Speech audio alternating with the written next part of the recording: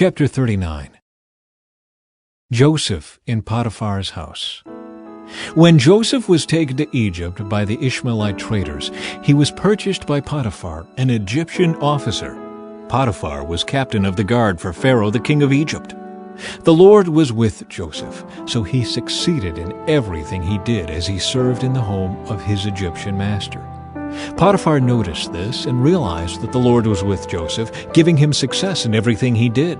This pleased Potiphar, so he soon made Joseph his personal attendant. He put him in charge of his entire household and everything he owned. From the day Joseph was put in charge of his master's household and property, the Lord began to bless Potiphar's household for Joseph's sake. All his household affairs ran smoothly, and his crops and livestock flourished.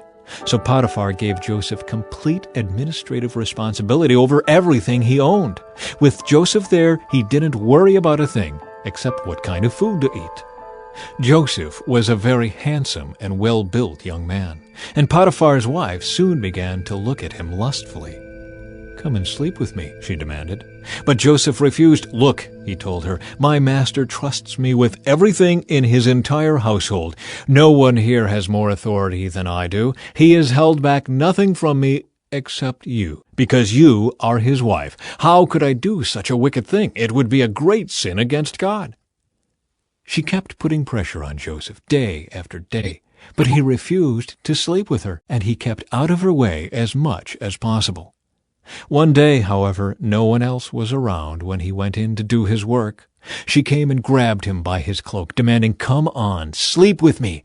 Joseph tore himself away, but he left his cloak in her hand as he ran from the house. When she saw that she was holding his cloak and he had fled, she called out to her servants. Soon all the men came running. "Look," she said, "my husband has brought this Hebrew slave here to make fools of us. He came into my room to rape me, but I screamed. When he heard me scream, he ran outside and got away, but he left his cloak behind with me." She kept the cloak with her until her husband came home.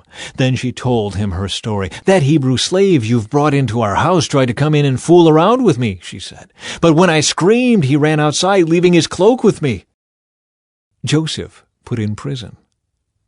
Potiphar was furious when he heard his wife's story about how Joseph had treated her. So he took Joseph and threw him into the prison where the king's prisoners were held, and there he remained. But the Lord was with Joseph in the prison, and showed him his faithful love. And the Lord made Joseph a favorite with the prison warden.